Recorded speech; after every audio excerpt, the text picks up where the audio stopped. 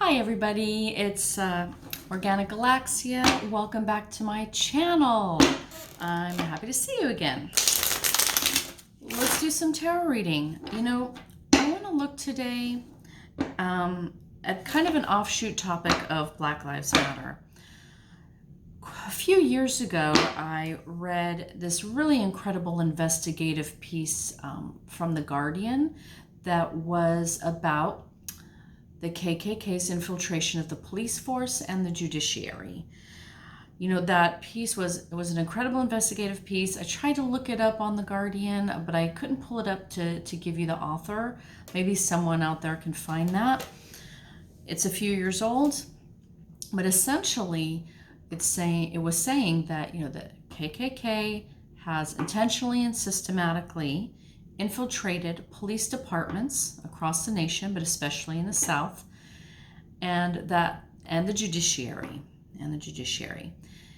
and that the FBI is fully aware of this problem, but chose to turn away and not look at it.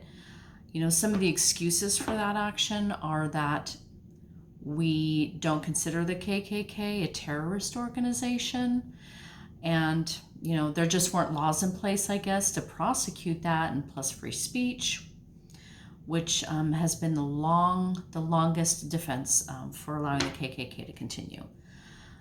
But an infiltration of the police force and the judiciary is such an important issue, especially now, given Black Lives Matter and all these Black people being murdered by police, being what's out there in the world now and on the news, and we're all aware of what's going on. I wanted to take a look at that. To see what the cards could tell me about police, the KKK infiltration of the police and judiciary. We've all heard these stories about Klan rallies, or the Klan kind of harassing businesses or people, and the cops will just stand there and watch. And if they intervene at all, it's to protect the Klan members. And if anything does go to court, nobody gets prosecuted because these judges are just corrupt. It's disgusting, un-American, and I'd really like to see that topic being investigated and talked about in the news. But we're going to talk about it today. So let's take a look-see.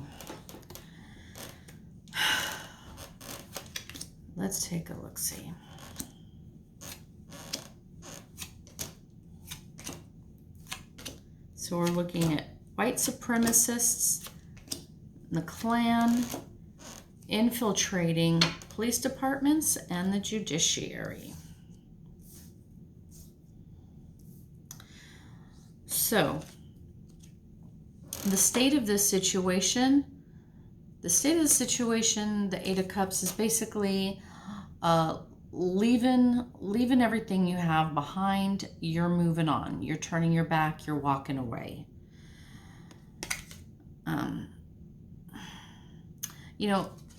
This often can be a measure of some success. You've got all your cups here.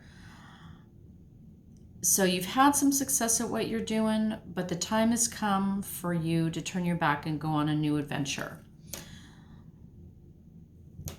In this particular case, this tells me that there's been a lot of behind people's backs. This is a lot of emotion. These cups are emotion. So I guess what I'm saying is, yes, I feel that there's been some secret, behind the scenes, in the dark, behind people's backs, success with this very emotional issue. I'm getting the sense that, yes, there has been success in infiltrating several agencies, branches, police forces, cities, what have you. What will be challenging this, of course, is the heartbreak that this behavior creates in in the populace, right? In that town, in that family, in that city, and in this country. This is heartbreak. That kind of hate and cruelty damages all of us. What we know about the situation, what's sort of overriding it in the temperance card, is that so far we've taken a very measured response to the Klan and to these white supremacist group. You know, I feel like they've been dealt with velvet gloves. They have not been aggressively gone after. You know, this is moderation. So the FBI and police authority, the government has been very moderate in their response to dealing with these white supremacists. We all know that this is the case. They're treated with kid gloves. You know, nobody's being held to account for this behavior. It's just terrible. Underlying this issue with the Knight of Wands is this is fairly swift action. And I think we're seeing that now. You know, with all these people being named who've been killed, George Floyd, Breonna Taylor, now this new person in Wisconsin, it's name after name after name after name. And it definitely has been feeling for many, many years that no matter how many people were murdered, no matter how many protesters came out to speak out against this, nothing got anywhere. No systemic changes, no fixes to this systemic racism, right? Is that finally starting to change? Do we feel like maybe the wheels are turning on this issue?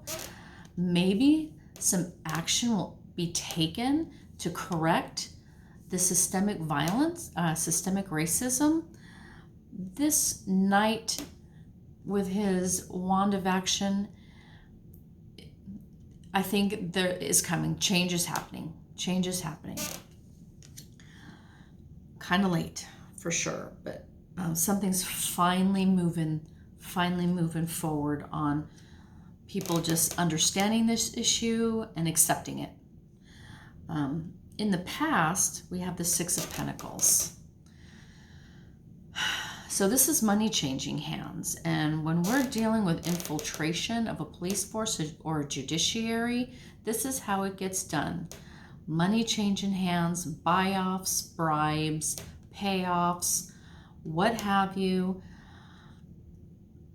This is how this was happening. This is in the past. What we're moving into with the Fool is a new journey, a new venture, a new road in front of us. So this indicates to me that yes, there are going to be some changes. The system that this brought in place, all this paid out corrupt officials, is finally ending and something new is going to be starting. And the Fool means we don't know what the road ahead of us is going to bring. We can't see the long-term destination of this journey, but yet we're going to have to jump off the cliff and start down this road. We need to do something new. You know, this infiltration, the way it sees itself, or the way it's seen with the Eight of Swords, is this is victimhood. This is victimhood. Being constrained, confined, unable to move, unable to protect yourself, unable to have justice. This is what the situation has wrought in all of us. This is how we're feeling. Well, maybe not all of us, because we know that there's people out there in denial, you know, these Blue Lives Matter people who, because they want to support the police, are not willing to look at them clearly and hold them to account with their actions. They're more concerned with supporting police regardless of whether there's a problem, and that doesn't serve the police. They need public oversight. They need governmental oversight. They need to be held to account. That's the only way to purge that kind of behavior. That hasn't been happening, and as a result, we've got victim after victim after victim after victim, and we're all feeling it. We're all feeling it. And the environment right now is bringing swift action. Swift action. This, you know, I was really heartened to see some of the signs that some of the protesters were holding up, you know, KKK killer police. I was like, yes, now you're getting to the crux of the problem. These aren't just a few bad apples. This is a systemic infiltration of white supremacy into the police force, and I'm going to say into the judiciary. And we're finally gearing up to battle this. This is not going to exist any longer in a void of no oversight or no review or no acknowledgement. These are the protesters. These are the protesters just flying into action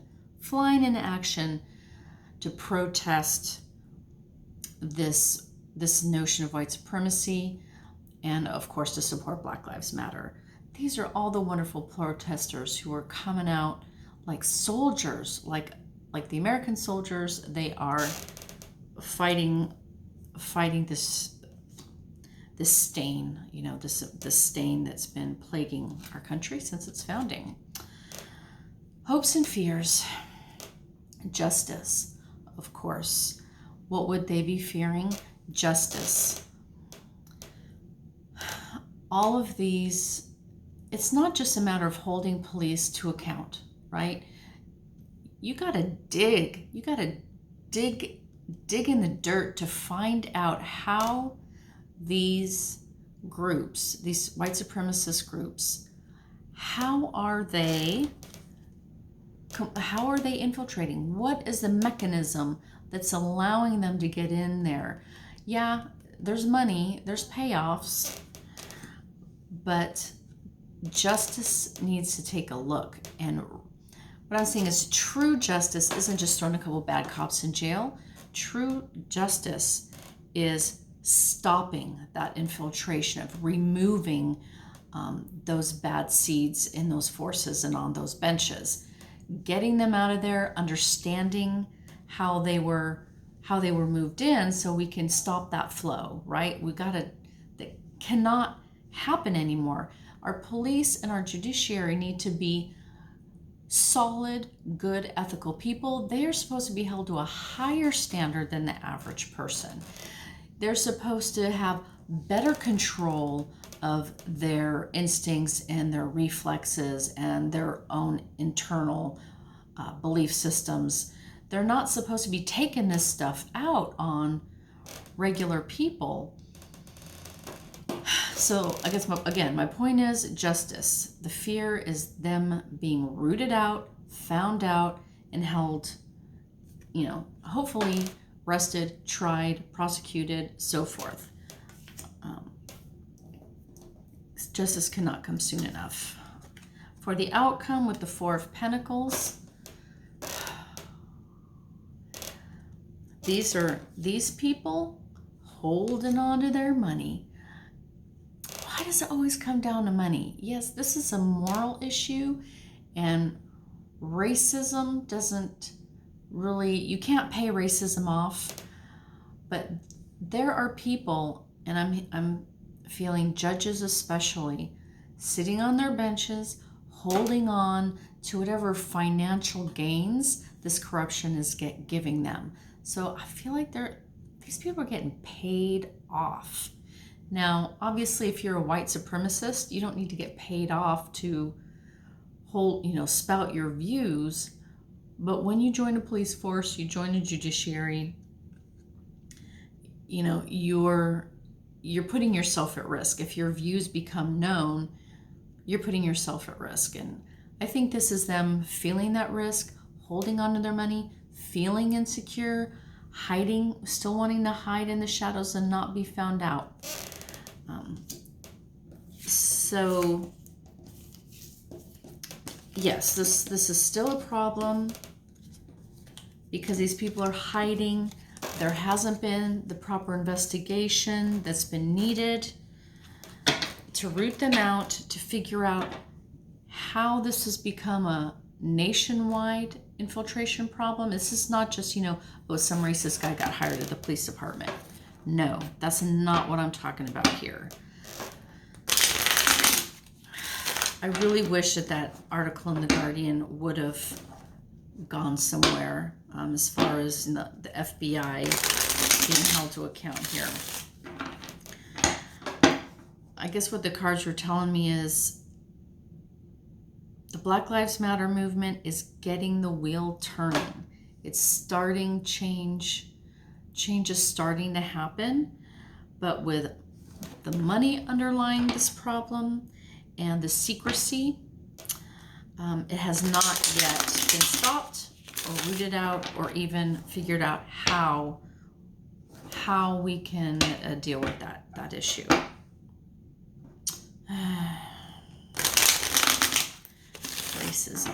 Racism. What a tricky thing, How do you stop someone from being a racist? You can't just go, hey, racist, come over here, let me talk to you and change your mind. You can't change their minds. Something has to happen to them in their lives and in their hearts and in their situations to change their heart and to change their mind. It can't be done for them. They can only do it for themselves. That's not to say there's not things that can be done to help. But my personal opinion, especially when you're looking into the southern states, the Midwest, is we need to take a good hard look at churches and schools, because these hateful, hell-raising preachers, the ones who say that God hates gays, God hates blacks, those bastards, that's a problem. And same thing in the school system. The schools that want to teach that people were riding dinosaurs and evolution isn't real, those are the schools that aren't teaching civics, aren't teaching the Constitution properly, aren't teaching the story of slavery and segregation properly. I'm telling you, that's my personal opinion. Churches and schools are a main cause of the racism in our country. So another thing I wanted to look at today was Melania Trump. I haven't read on her before. She's getting a lot of grief right now for altering the White House Rose Garden. I guess Jackie Kennedy spearheaded that project, started it. She got some apple trees in there, some beautiful plants. Every first lady since then has contributed to this garden. It was very beautiful and lush and colorful. And a lot of that stuff was ripped out and replaced by a lot of white kind of flowers and roses and some basic green shrubbery, with these symmetrical walks down the side that someone was joking looked like some sort of authoritarian building complex. And I could kind of see what they were talking about. But what was striking to me was the removal of all the color and replacing it with white. And is there something going on there? Was that an unintentional choice, or was it intentional? And given the conversation regarding Black Lives Matter and racism, why even take out all the color and put in a bunch of white? There's some symbolism there, even if it wasn't knowingly intentional by Melania. It's inescapable. I think a lot of people are going to be like, okay, well, everything's white. That's what this administration likes. And let's not forget the I don't care to you jacket that she was wearing that day that she was visiting children in cages. So she's an enigma. Does she give a shit? Does she not give a shit? Is she brainless? Is there a brain in there? Does she believe everything Trump believe in everything Trump does, or is she like a silent dissenter? I don't know what's going on with this lady. You know, she does a few things that give you a little bit of hope. Oh, she's wearing suffragette white, or, you know, she's encouraging people to wear masks, or she, you know, supports women's issues or something like that, and then turns around and wears that jacket. She doesn't really use her platform to fight for anything, and, you know, she's been humiliated by Trump and still walks around as his wife. I was going to say holding his hand, but, you know, she don't like to do that. Anyways, I just want to take a look, see at Melania, see what the cards have to tell me about her. So let's take a look.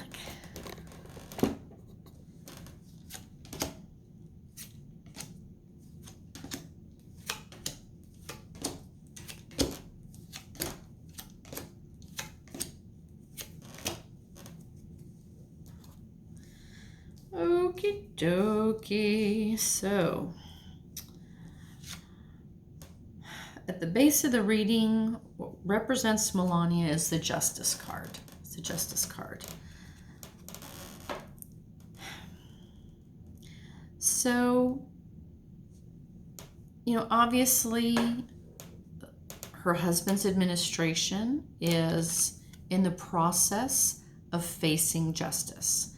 You know, we're going to have an election that he's going to lose. There's a gazillion investigations going on for him. You know, justice is knocking on their door. Boom, boom, boom. So that's her husband, but this is her reading. So she's feeling that pressure as well. And, you know, given that a lot of the investigations that are going on are related to Trump family money, Trump family finances, she's a part of that family. So I almost want to say, although it hasn't really been thrown out there yet, she might have something to worry about, right? She might have some legal peril of her own. And what's challenging her in the King of Wands is, yeah, I would say being looked at, being reviewed, having that authority figure, having that authority figure in review. So, you know, Melania is a part of the Trump family. It's easy to forget about her, but what happens to them happens to her. So in all these investigations, all these issues going on, her name's going to be in there somehow. You know, overriding Melania is the Page of Swords. So this is the spy in the camp. This is an insider who knows the truth, who is going to communicate some of that truth out. So, you know, I think there's a book coming out about her as First Lady. There's, you know, these investigations are going to be uncovering, you know, Trump family issues. Truth is coming out, I guess is what I'm saying. Truth is coming out about Melania. But being a page, this isn't going to be some bomb. These are going to be a little bit lower key things. Maybe not completely illegal, maybe just some moral, or maybe there's documents involved. This is not a bomb, but there's information coming out. Underlying the reading, of course, is the government, the Hierophant. So this is that higher authority, our better angels, those who would do the investigating even of the presidency of Trump. So underlying Melania and her situation is that she's part of the government, but she's also being subjected to review and investigation by the government. So, you know, she's in a bit of a precarious place. Again, easy to forget about her. Everybody's focusing on Trump and the kids. But she is a part of the government as First Lady. And again, she would be subject to any review that the Trump family is subject to. And this is foundational to her reading. So even though, we might not know what's going on, this is foundational. In the past is the Emperor. The Emperor. So this would be the Trump presidency. Trump wants to be the Emperor of America. This is what she's been dealing with for the last 4 years. This is her past. But going forward with the Seven of Wands, it's all about fighting, defending oneself, pushing off accusations, claims made against her, rumors, what have you. She is she's going to be entering a state of self-defense. How she sees herself is a Five of Cups. So she feels lonely, isolated. All these riches around her just spoiled and sorrowful. So she is not in a good state of mind. I don't think this is news, because does the woman smile? I've only seen her smile in pictures. I mean, she's clearly miserable, right? She's clearly miserable. And, that card is telling us that, reinforcing that. In her environment with the Seven of Cups, this is, yes, it's illusion and delusion. But in Melania's case, I'm seeing her just, to me, this is greed. Everything she can possibly think of, she can have. Every exotic or way too expensive thing that she could possibly put her mind on or imagine, she might want. It's illusion delusional because, there's weird things in these cups and it's all imaginary. This is the environment that she's working in right now, which is, she's with the Republican Party. This is a Trump presidency here, so it's nothing but lies, nothing but deceit, deception, disinformation. That is where she lives. But I'm definitely getting a sense of she's delusional in her desires. Like, she wants it all. She wants it all. Filthy rich, too much, but never enough. Did you ever see that magazine cover of her? Oh, I wish I could remember which magazine it was, but she was on the cover and she was at this table eating, like, say, a bowl of spaghetti, but instead of spaghetti, it was diamonds. It was like these diamond necklaces and rings dripping and bracelets and diamonds all over. And the whole point of that cover was that she was so filthy rich she could eat diamonds for breakfast. That's the feeling I'm getting with this card. Hopes and fears, temperance, moderation. I almost feel, gosh, is this a hope or a fear? I would say this is a fear. Melania's never had to be moderate. She's very under the radar, but she hasn't had to be moderate in her way of life, her spending, right? Her dressing, what she spends her money on, trips.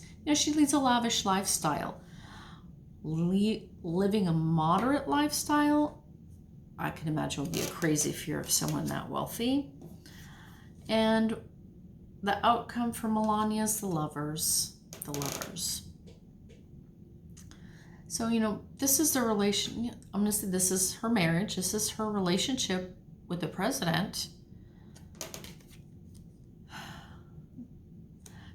I would almost say that this, to me, means that she's going to stay. She's going to stay. How else is she going to get the money to pay for all this stuff that she's fantasizing about? I once heard her say on TV, "Don't feel sorry for me. I know exactly what I did, or I know exactly what I am, or don't feel," basically she said, "Don't feel sorry for me. I made my own bed." Um, I think that's true, and I don't think because of that she has any reason to leave. They don't sleep together. They lead separate lives. I think they have an understanding. It's reported that she has a boyfriend that lives in her parents' building, right? The humiliation from Donald Trump did not start when he became president. I mean, he was having an affair when she was pregnant with Barron. This is not brand new for her. This is not something she's just having to deal with now, right? She is used to this and she's accepted it and she's willingly living this, and I don't think that she's going to leave it. So I guess what I feel like I'm getting from this reading, just sort of more broadly, is that she got the money. She ain't gonna leave. She don't have any reason to leave. Yeah, unless the government comes snooping around her finances, unless she has any legal peril of her own, that might be something different. But she's got no reason to leave this president, because cha-ching, she's got all her needs and wishes taken care of. She got all the money that she could possibly want. She's got her son, and she probably got her man, and she's got her family, and why leave the gravy train? Why leave the gravy train? I think based on the possibility of legal peril, thinking that she might be some good person down deep doesn't have much merit. What kind of person does it take to marry someone like Donald Trump and to stay with him? Someone broken. That's just kind of where I'm leaving it with her. I did want to take a look at one last thing. I've noticed that my shuffling is really loud and sometimes I can't hear myself, so I'm going to try and talk in between my shuffling. One last thing I wanted to look at. A lot of people are kind of saying that, given the state of our economy right now, how come the stock market's doing so well? Could it be artificially inflated? Is Trump throwing cash money at the stock market? That's the buzz I'm hearing, and I'd like to take a look. Is Trump artificially inflating the stock market? One of the theories I heard, which made a whole lot of sense, is, well, sure, if he is funneling all this money into the stock market and inflating it, if he loses the election and Biden wins, and Biden's not going to throw money and artificially inflate it, then the stock market crashes and Trump can go, "Oh, see, Biden did it. Biden crashed the stock market. Biden crashed the economy." So, yeah, let's take a quick look. Is Trump artificially inflating the stock market? Is Trump artificially inflating the stock market? It seems to serve it's two birds with one stone, right? Making the stock market look good under him and setting it up for it to crash under Biden.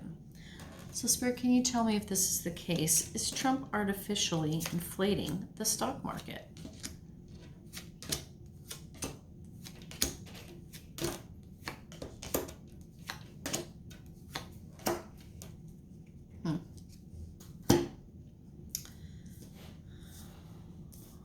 All right. So, let's bring it down.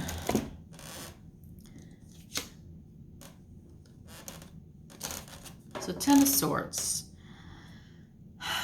This is betrayal. These are swords in the back, right? This is betrayal. This is downfall. So is Trump inflating the stock market? the answer to that is betrayal, being stabbed in the back. Basically, that's, I almost want to say that's, I'm not going to say yes yet. Let's take a look. But basically, this is not honest behavior. This is not above board, ethical behavior right here. There's some downfall. There's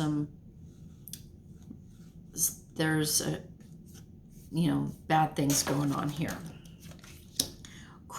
Challenging that energy is a Two of Swords, which is a crossroads. A crucial decision needs to be made. A crucial decision needs to be made. This is a decision, but you're at a crossroads. You don't know which way to go, and you don't know which way is the right answer. She's blindfolded. She can't see the end result of each of those decisions. So you've got to, basically on faith or with all the information that you have, make this critical decision. Overriding this question with the Ten of Wands are heavy burdens, bearing a heavy weight.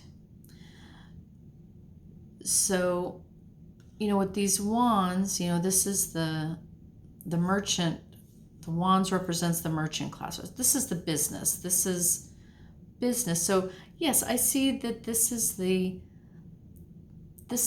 the stock market being weighed down by the coronavirus and all these business closing, right? The economy is doing really horribly, and that burden is affecting the stock market. So I'm going to say yes, the stock market isn't just smooth sailing without any tie to the actual day-to-day economy of the country. No, this is saying no, that's not the case. The stock market is burdened. That's why it needed propping up, right? It's crashing. It just can't bear the weight anymore. Underlying this question with the Eight of Swords is victimhood. Victimhood, being constrained, being confined, not being able to move or protect yourself.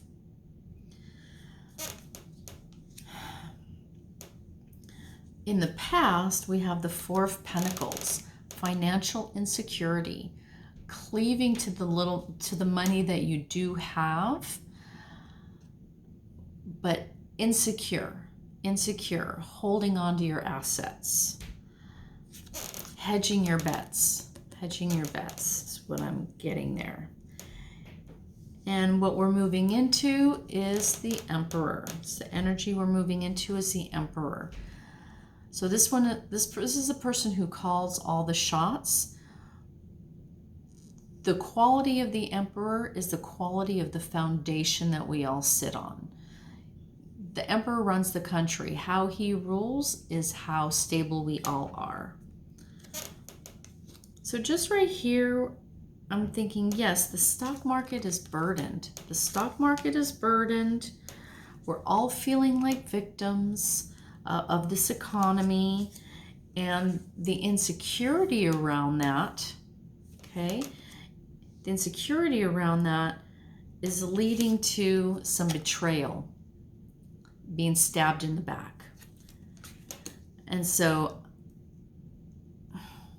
yes, this feels to me, like this propping up of the stock market is a way to lie to us. The Emperor is too insecure to accept these burdens, to accept the stock market and to accept, the economic problems that we've been going and how that's affecting the stock market. Everything's crashing, right? Or it's a recession. We're close to a depression. This insecurity is just not letting him accept that problem, which would then allow him to take appropriate steps to mitigate it and to solve it and, to make things better. He can't do that. So instead, he's just going to be the ultimate ruler. Instead of doing things democratically on the up and up, working with other people, he's just going to be the ruler and do what he wants, which is throw money at it. Throw money at it. This person, this knight and his pentacle, that's a financial offer. That's an offer of money. So that is how the situation basically sees itself, or how we can see the situation is there's money being offered.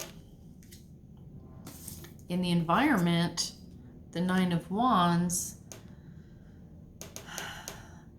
these are all the people who are being affected by our horrific economy right now, right? We're all battle weary. We're all fighting to keep our jobs, losing our jobs.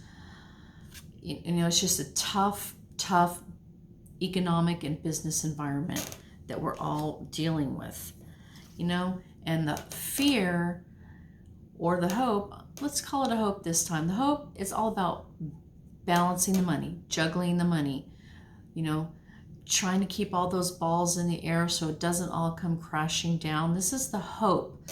This is why he's thrown this money at the stock market, to kind of keep it afloat, right?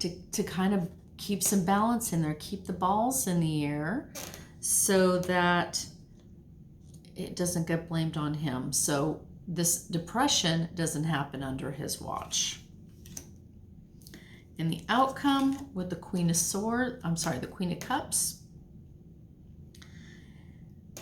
is that this is going to come to an emotional head. The Cups is about emotion. There's obviously a lot of emotion wrapped up in the economy. Fear, right? How am I going to live? How can I pay my mortgage? How can I get health care? How can I survive?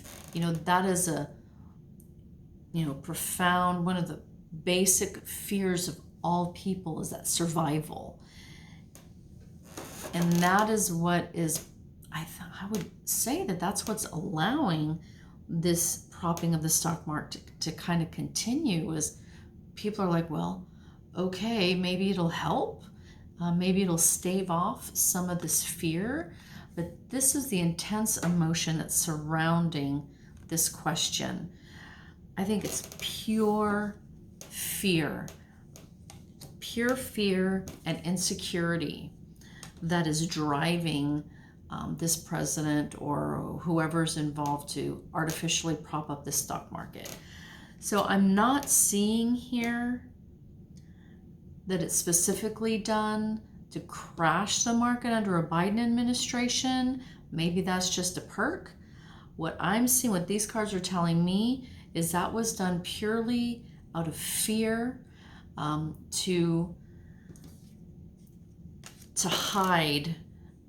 to either hide the monetary loss of the stock market so people can't see exactly how devastated the economy is, or to stave it off so it's not so bad, but it's a balloon, it's a lie, it's false. So at some point it's going to pop and explode, and well, that's my assumption, is that, a lie can't sustain itself indefinitely. But this is money, and in a way, all money is illusion, isn't it? So is it working? I'm not an economist. I don't participate in the stock market. I couldn't tell you if this artificial inflation is working. Maybe it is. I really couldn't say. But it's not at a natural level. There's fears and insecurities has created a situation where money is being thrown at the stock market, and that's what the cards are telling me, that yes, this has been artificially inflated, not to undermine Biden, but because of fear of the stock market crashing under Trump's watch, because he's all about the economy, right? That's all he can run on, economy. This is all he's got. So he's going to do his best to make that stock market look great, because he just cannot deal with that stock market crashing under his watch. So that's what I've got for you today. Thank you again for visiting my channel, and I hope that you come back. And until then, you have a great day. Stay safe out there, everybody, okay? Take care.